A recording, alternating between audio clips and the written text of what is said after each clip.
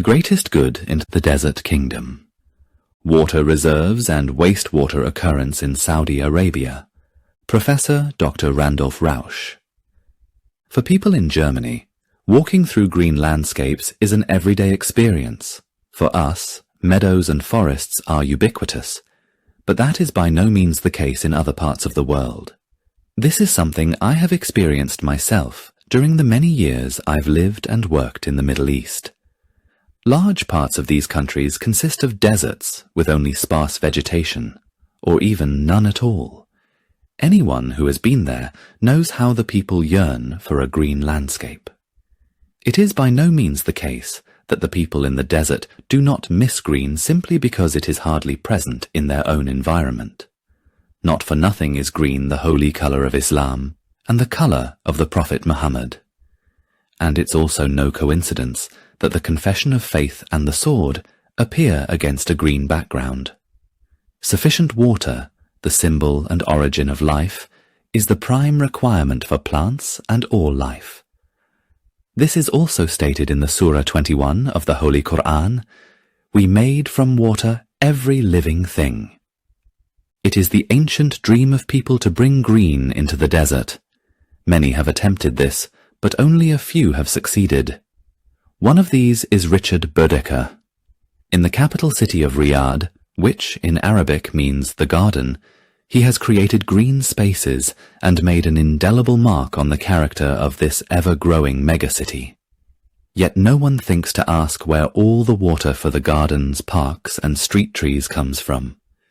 The Kingdom of Saudi Arabia is one of the hottest and driest countries on earth. The average annual temperature is 28 degrees, with very wide fluctuations. During the summer, daytime temperatures of 45 degrees or higher are possible, while in winter the temperatures may fall below freezing point. The average annual rainfall is 110 mm, with higher values in the Asir Mountains in the furthest southwest, 300 mm per annum. Towards the country's interior, which includes Riyadh, Bödeker's main place of operations, the rainfall drops to just 50 per annum. By comparison, in 2018, Germany's driest year since records began, the average rainfall across the country was still just on 600 mm. In Saudi Arabia, most of the low precipitation quantity falls on just a few days, mostly during the winter half-year. On such days, there are often localized heavy rain events with heavy thunderstorms. Owing to the sparse vegetation and the low capacity of the soil to absorb water, most of the precipitation is quickly lost as a result of surface runoff. The dry wadis then become fast-flowing rivers.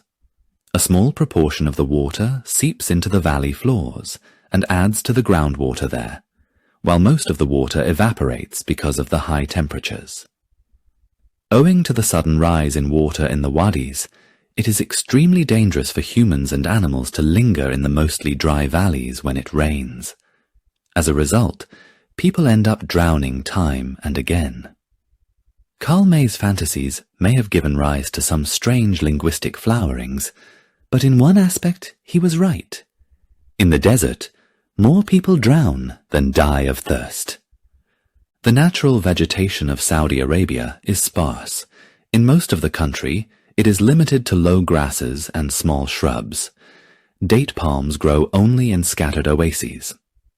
Except for some areas in the Asir Mountains, agriculture is possible only with the aid of artificial irrigation.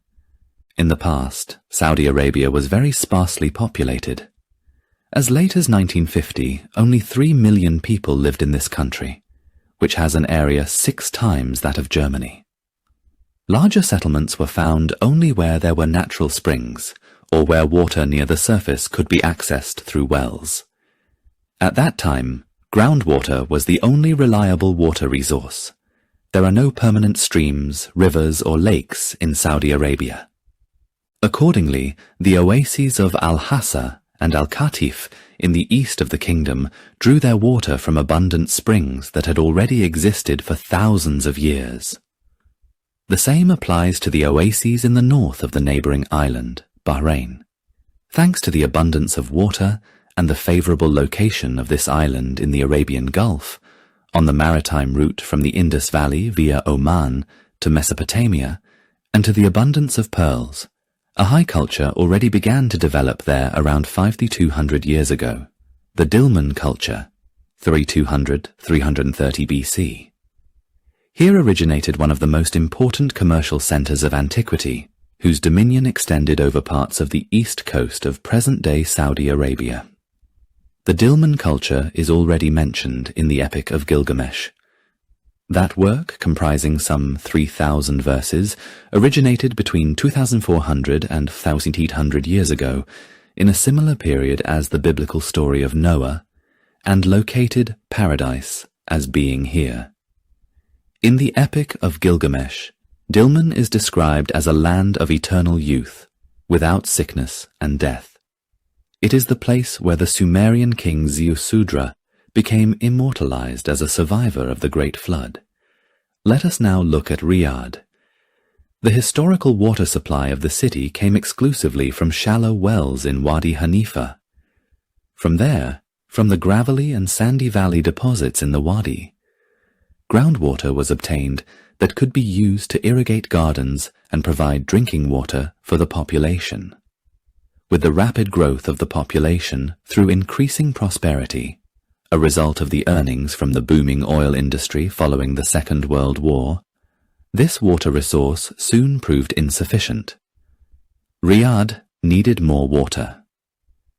The growth of Riyadh, from a small city with 30,000 inhabitants at the turn of the last century to a metropolis with a forecast 9 million people for the year in which this book was originally published, is quite extraordinary. Indeed, the site of Riyadh is unsuitable for a megacity. It is located in the middle of the desert, neither directly by the ocean nor by a lake, and it hardly ever rains. The city's location has been determined by political factors only, for it is the ancestral seat of the royal family of Al Saud. The availability of water alone is crucial for the possibility of a city to expand to quite such an extent. A few figures can be taken to illustrate this. Riyadh currently uses around 2 million cubic meters of water per day. This daily amount would fill a cube of water with sides 126 meters long. Of this quantity, around 55% comes from groundwater that is extracted from deep wells, 40% from marine water desalination plants, and just 5% from surface water. Around 80% of the water comes from outside of the urban area and is distributed across Riyadh via pipelines. In order to extract water, deep wells are required, and these lie largely outside of the urban area. There are large well fields from which water can be extracted. The wells are often several hundred meters deep and connect to groundwater in aquifers on the Arabian geological platform. The platform's geology is characterized by a thick sequence of sedimentary layers that lie on top of the basement complex, or bedrock. Water-storing and conducting sandstone and limestone alternate with only slightly permeable rocks, clay, silt, and anhydrite.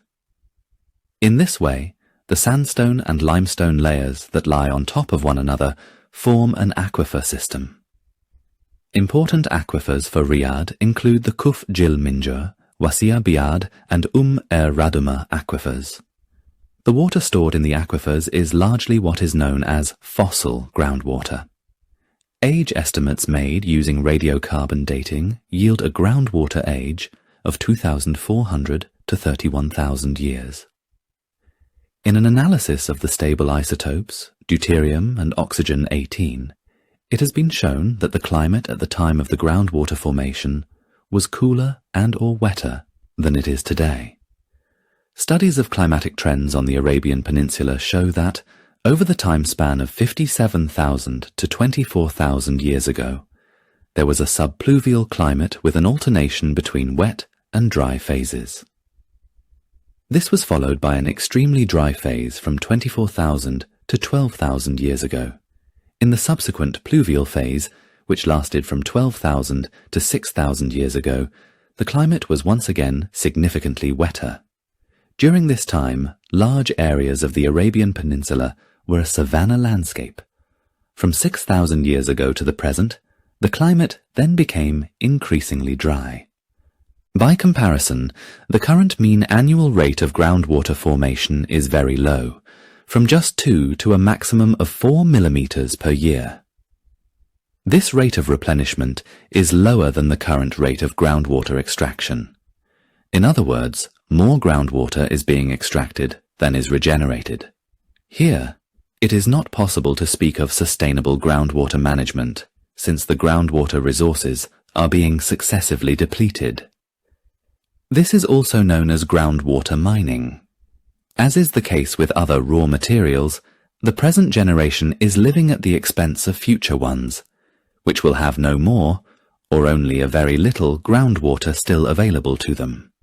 The most pessimistic forecasts suggest that the groundwater reserves will already be exhausted by the year 2030. The marine water desalination plants for Riyadh's water supply are in the Arabian Gulf. From there, desalinated water is pumped over a length of around 470 kilometers to the capital city, which lies about 600 meters above sea level. Comparatively speaking, this is by far the most expensive means of supplying water. In order to collect surface water from nearby areas, a number of dams have been built in the wadis to take advantage of flood events in particular. This water must first be processed and is then available for supply to Riyadh. Ultimately, the accumulating runoff water serves as a water resource for Riyadh. Thanks to the improved technology, increasing quantities of water are being pumped into the clarification plants and purified. Today, it is technically feasible to process water to drinking water quality and to use it multiple times. Even with basic processing, this water can be used for irrigating green spaces. Accordingly, through prudent reuse, precious drinking water can be saved. This approach is being implemented in Riyadh more and more, and so the prohibition in Islam on using once used water for a second time is being adapted to present-day technologies. What can we learn from all this? We in the West often criticize the immense efforts of the Saudis to bring green into the desert, and we describe it as water wastage and economic nonsense. However, such a judgment completely fails to take account of the significance and positive impact of parks and gardens. This will be shown elsewhere in this book. In any case, the parks certainly improve the quality of life in arid regions and are also a symbol of the collective dream of the Saudis to bring green into the desert. In view of the present-day climatic conditions, however, this will probably not be successful. And yet, for this country, climate change may ultimately bring hope. According to one prognosis, the monsoon will migrate further north and bring with it precipitation, which means that a climate such as that of 12,000 to 6,000 years ago will once again predominate. Incidentally, this is also prophesied in the Quran, and for the people in Saudi Arabia, it is to be hoped that this will come to pass. When it does, the gardens that Richard Bödeker and his colleagues have established will no longer need to be irrigated.